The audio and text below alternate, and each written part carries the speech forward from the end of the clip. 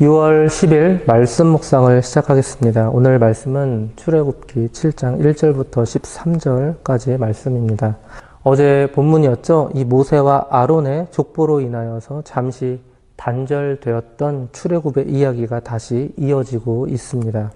모세가 바로를 만나자 바로는 강력하게 반발했습니다. 그리고 그에 따른 이 백성들의 불평은 모세의 마음을 더욱더 힘들게 하였습니다. 모세는 처절하게 절망의 나락으로 떨어졌습니다. 그러나 하나님은 그의 찢기고 상한 마음을 위로하십니다. 그리고 담력과 새로운 소망을 갖게 해주셨습니다. 이에 모세는 다시 한번 용기를 얻고 재차 이 바로 앞에 서서 지팡이 이적을 행하였습니다. 그리고 다시 한번 바로에게 하나님의 명령을 전달합니다. 오늘 본문의 내용이 이러합니다. 오늘 말씀은 우리에게 어떤 삶의 메시지를 안겨줄지를 기대하면서 말씀을 더 자세히 살펴보도록 하겠습니다. 1절입니다. 여호와께서 모세에게 이르시되 볼지어다 내가 너를 바로에게 신같이 되게 하였은즉 내 형 아론은 내 대언자가 되리니.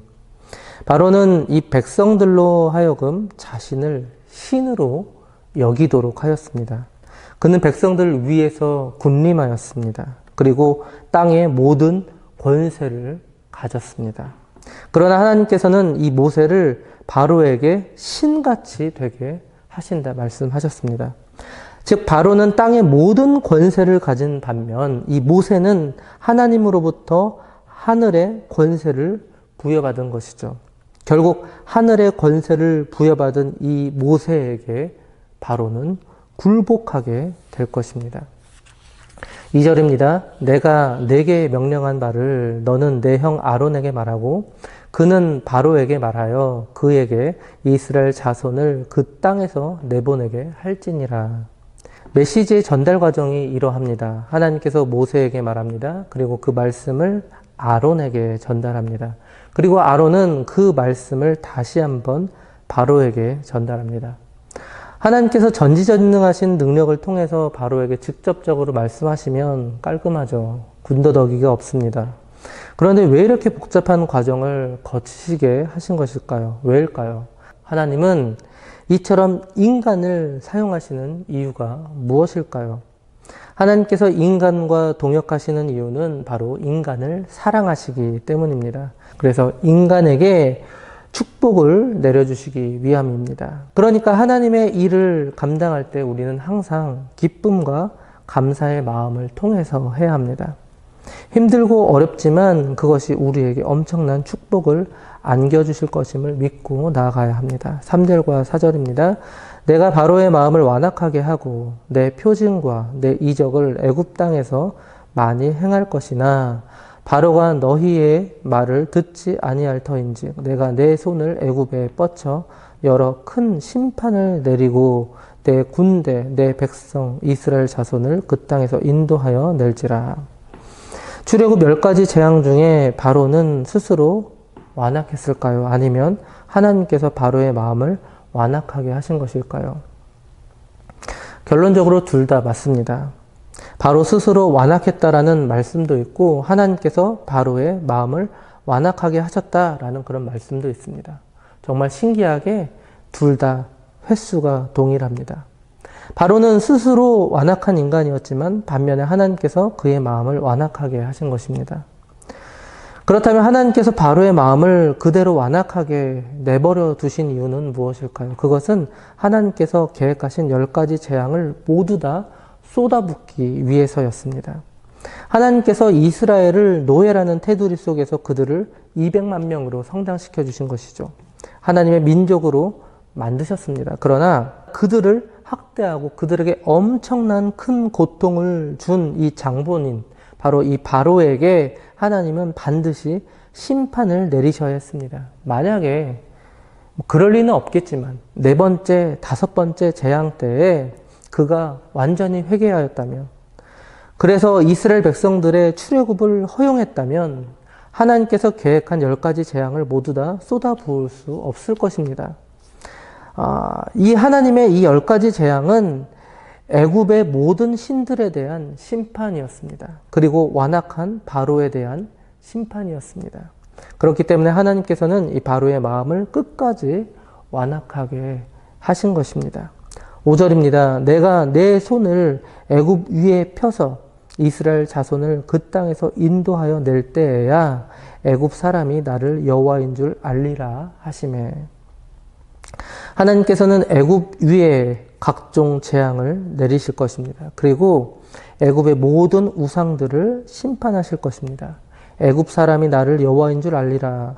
애굽 사람들은 자신들이 믿는 이 우상들에 대한 심판을 직접 목격하면서 비로소 하나님을 여호와로 알게 될 것입니다. 하나님은 연약한 노예들의 신이 아니라 실존하시는 유일하신 여호와로 인정받게 될 것입니다. 6절입니다. 모세와 아론이 여호와께서 자기들에게 명령하신 대로 행하였더라. 모세와 아론은 하나님의 말씀에 전적으로 순종합니다. 이전에 주저주저 했던 이 모세의 자세가 전적으로 변화된 모습을 보여주죠. 이처럼 순종은 하나님을 기쁘시게 해드립니다. 하나님께서는 순종하는 영혼을 통해서 당신의 뜻을 성취하기를 원하십니다.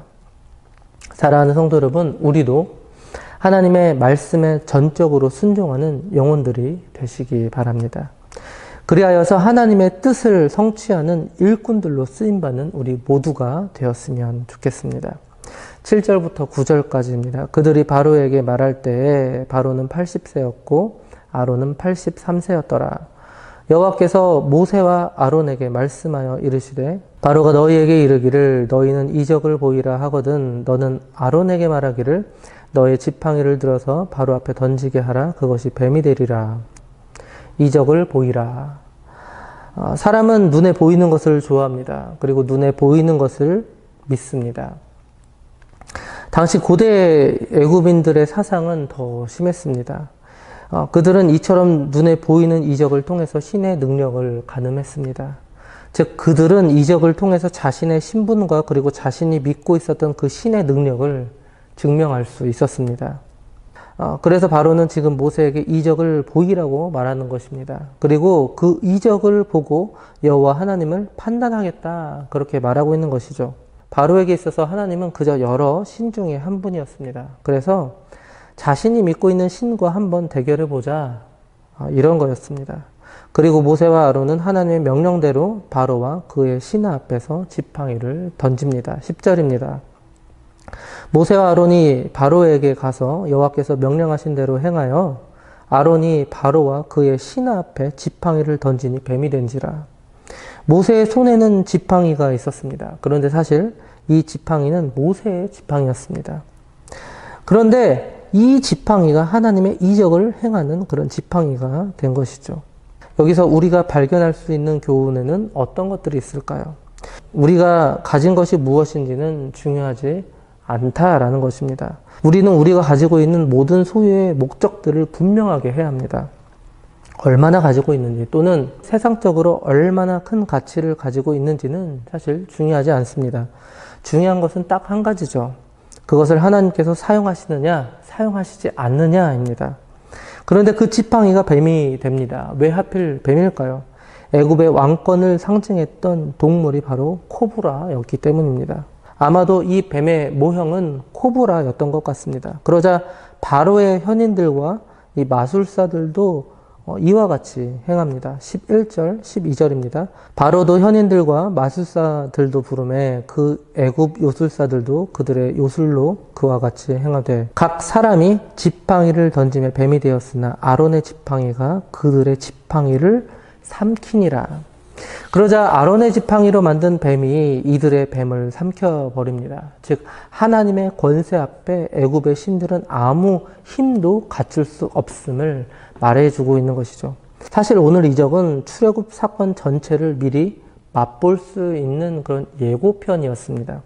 하나님은 이 바로와 애굽의 이 신들과의 전쟁에서 이처럼 반드시 승리하실 것입니다. 이 사건은 하나님 나라의 최종적 승리에 대한 예고편입니다. 여러분 드라마가 끝나면 다음 편에 예고편이 나오죠. 즉 예고편이 나왔다라는 뜻은 이미 다음 화가 모두 다 제작이 완료되었다라는 것입니다. 즉 모세의 오늘 이 승리는 하나님 나라에서의 최종 승리를 미리 볼 수 있는 그런 장면과도 같다라는 것이죠. 마지막 13절입니다. 그러나 바로의 마음이 완악하여 그들의 말을 듣지 아니하니 여호와의 말씀과 같더라. 여러분, 분명히 이 모세는 오늘 본문에서 애굽의 신들과의 대결에서 승리했습니다. 그런데 신기하게도 여전히 바로는 마음이 완악합니다. 모세의 말을 듣지 않습니다. 자연스럽게 모세의 마음은 또 어떠할까요? 방금 자신의 지팡이로 만든 이 뱀이 애굽의 술사들이 만들었던 뱀을 먹었을 때는 속으로 엄청 기뻤을 것입니다. 그리고 하나님을 찬양했겠죠. 그러나 또다시 바로의 완악한 모습을 보고 그는 또다시 낙담했을지도 모릅니다. 여러분, 우리도 마찬가지죠. 하나님의 나라는 분명히 승리하실 것입니다. 그러나 여전히 현실은 막막하죠. 여전히 힘듭니다. 여전히 고통이 존재하죠. 왜일까요? 뒷부분을 보시면 여호와의 말씀과 같더라. 그 이유는 뭐냐면 하나님께서 그렇게 하신 것입니다. 마찬가지로 하나님께서는 미리 모세에게 그렇게 말씀하셨습니다. 바로의 마음이 여전히 완악할 거야 이렇게 말씀하신 거죠. 왜냐하면 하나님께서 그렇게 하신 거예요. 이 말씀은 모세에게 그리고 오늘 우리에게 엄청난 위로가 됩니다. 사랑하는 성도 여러분, 모세와 아론의 지팡이가 술사들의 지팡이를 집어삼켰습니다. 이를 통해서 하나님께서 반드시 승리하실 것임을 미리 맛볼 수가 있습니다. 그리고 최종적인 심판의 날에 하나님은 반드시 승리하실 것입니다. 그런데 여전히 바로의 마음은 완악합니다. 그리고 여전히 오늘을 살고 있는 우리에게는 고통이 존재합니다. 왜일까요? 여호와의 말씀과 같더라. 이것이 바로 하나님의 섭리라는 것입니다. 그날의 완벽한 승리를 위한 하나님의 섭리라는 것입니다. 그래서 우리는 오늘날 고통과 아픔과 슬픔에 집중하면 안 됩니다. 우리는 하나님의 나라의 시민입니다. 하나님의 나라의 백성들입니다. 그래서 이미 승리한 백성이라는 사실을 믿고 그 사실에 집중하셔야 합니다. 모세의 지팡이로 만든 하나님의 뱀이 세상의 뱀을 잡아먹었듯이 이미 하나님께서는 승리하셨습니다. 그리고 앞으로도 승리하실 것입니다. 이 사실을 기억하시면서 오늘 하루도 승리의 기쁨을 누리시는, 세상의 아픔과 고통과 슬픔에 집중하는 것이 아니라 이 승리의 기쁨에만 집중하시는 저와 장자 가족들 되시기 바랍니다.